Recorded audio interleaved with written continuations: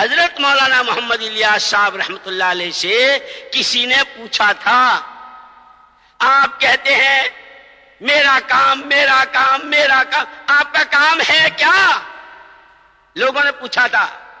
اللہ ان کی قبر کو نور سے منور فرمائے، درجات کو بلند سے بلند تر فرمائے۔ فرمایا میرا کام تو رانڈ کا رونا ہے، میرا کام تو رانڈ کا رونا ہے، جیسے کسی عورت کے سر سے اس کے شوہر کا سایہ اٹھ جائے اور ہر موقع پر یاد کر کے بے تکلف روتی ہے، جس کے رونے میں کوئی بناوٹ اور تصنع نہیں ہوتا۔ لڑکی کا پیغام آیا، لڑکے والے آ رہے ہیں، دیکھ رہے ہیں، اور یہ اندر ہی اندر کہہ رہی ہے ہائے تم نہ ہوئے۔ عید کی خوشیاں منائی جا رہی ہے، دائیں بائیں کپڑے بن رہے ہیں، بچے عیدگاہ کو جا رہے ہیں اور خوشیاں منائی جا رہی ہے، اور یہ کونے میں اپنے پوتوں کو، بیٹوں کو، بیٹیوں کو دیکھ کر یوں کہتی ہے ہائے تم نہ ہوئے، ہائے تم نہ ہوئے، کہ جب تم تھے تو ہر مسئلے سے تم نے ہم کو بے فکر کر رکھا تھا، کہ دودھ کا بل کہ ابا سے کہو، کپڑے ابا سے کہو، جوتے ابا سے کہو، پیغام آیا ہے ابا سے پوچھیں گے، پیغام دینا ہے ابا جہاں چاہیں گے۔ کہ آپ نے تو گھر کے رنگ روغن سے لے کر، گھر کی جھاڑو سے لے کر، اور کیا پوتے اور نواسے اور بیٹیاں اور یہ اور وہ سب کی طرف سے بے فکر کر رکھا تھا، ہائے تم نہ ہوئی۔ حضرت مولانا محمد الیاس صاحب رحمت اللہ علیہ فرماتے تھے میرا کام تو ران کا رونا ہے، ہائے امت امت نہ رہی۔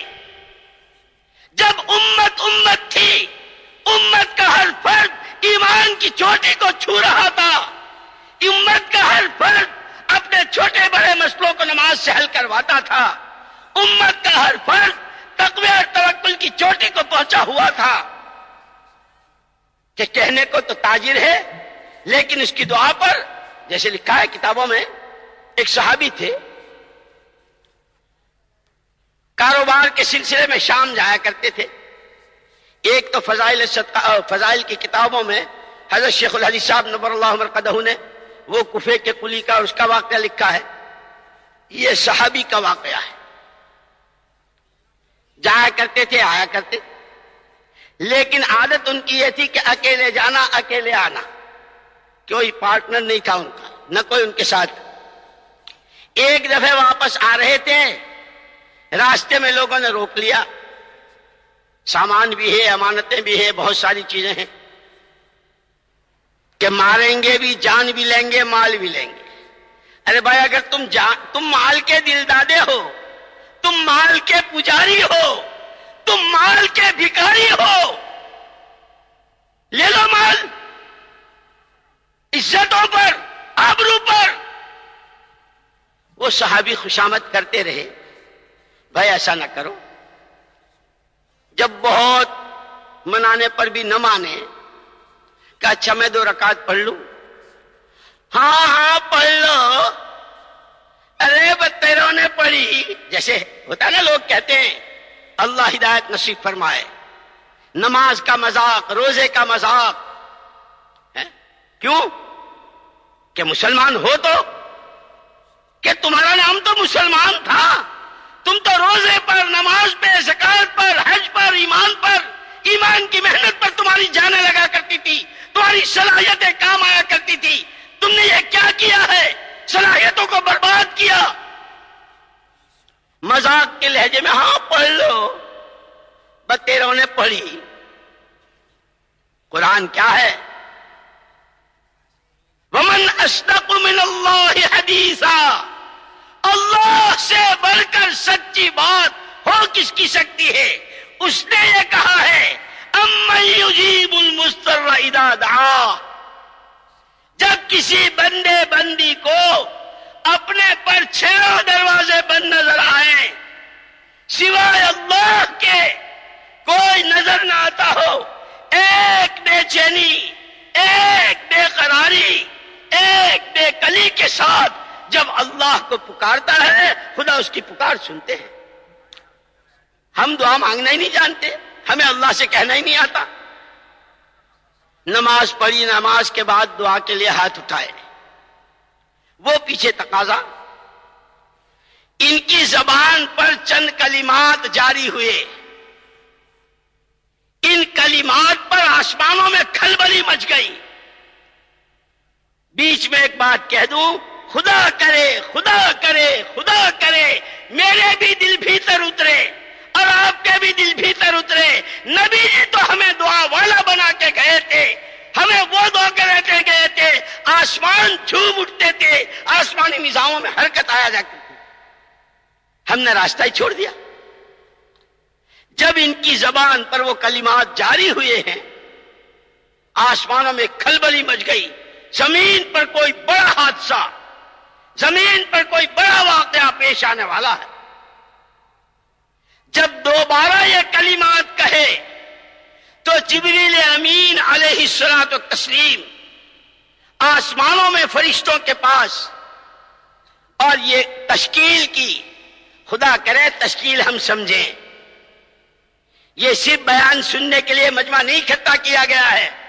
تشکیل کے معنی جو جس شکل سے آیا ہے اس کی شکل کو بدلنا ہے. کہ کیا شکل بنانی ہے، کہ ابدیت کی شکل بنانی ہے، امت پلے کی شکل کے ساتھ رہنا ہے، اور دنیا میں جہاں جائیں جہاں واپس جائیں ان دو شکلوں کے ساتھ جانا ہے. بندہ ہوں بندگی کے ساتھ رہوں گا، امتی ہوں نبی کی نیابت کے ساتھ رہوں گا.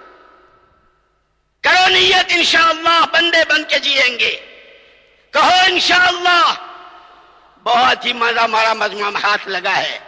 ارے کہو بندے بن کر جیئیں گے، کہو امتی بن کے جیئیں گے، کمائیں گے امتی بن کر، مریں گے امت کی محنت میں، نبی کی کام میں.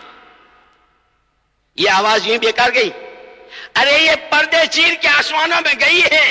اگر اللہ تو کسی ایک کی پسند آ گئی، اس کے بدلے خدا مجھے تمہیں سب کو قبول کر لے گا. جبریل امین تشکیل کر رہے ہیں اور یوں فرما رہے ہیں، من لہذا المکروب، اس بیچارے، اس بے قرار، اس پریشان حال، اس دل دکھے کی مدد کے لیے تم میں سے کون تیار ہے؟ یہ جماعتیں یوں بن رہی. وہ علاقے جو اللہ کے نام کو ترس رہے ہیں، وہ زمینیں، وہ فضائیں، وہ بنجر علاقے، وہ صوبے، وہ ملک، وہ دنیا کے بر اعظم، کہ من لہذا المکروب، کون ہے، کون ہے جو انسانوں کو اللہ کا تعارف کرائے، آخرت سمجھائے، نبی کی راہ بتائے، ہاتھ پکڑ کر اس پر چلائے. ہماری یہ دعوت اس کی ہے، ہماری یہ دعوت اس کی ہے. چنانچہ حضرت جبرائیل علیہ السلام تشکیل کر رہے ہیں. صحابی کی زبان پر جب یہ کلمات تیسری مرتبہ جاری ہوئے تو ایک فرشتہ نقد اسی وقت اتر آیا. ان صحابے سے یوں کہا، وہ تمہارا دشمن ہے، جاؤ قتل کر دو. وہرے صحابہ واہ، اللہ پوری امت کی طرف سے اپنی شان جزائے خیر دے. جان پہ آ رہی ہے، صحابی کی جان پہ آ رہی ہے، لیکن کسی کی جان لے لوں کہ یہ میرے نبی نے مجھ کو نہیں سکھایا. فرشتے سے یوں کہا، میں نے کسی کو قتل کیا، نہ میں کسی کو قتل کروں گا. تم نہیں کرتے، آسمانوں والے نے بھیجا ہے، باقاعدہ تشکیل ہوئی ہے، جا میں یہ کام کرتا ہوں. فرشتے نے اس کو قتل کر دیا.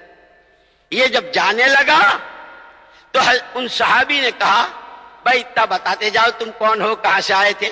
وہ سارا واقعہ سنا دیا. تمہاری پہلی دفعہ کی دعا میں، دوسری دفعہ میں یہ ہوا، تیسری دفعہ میں یہ ہوا، میں آیا.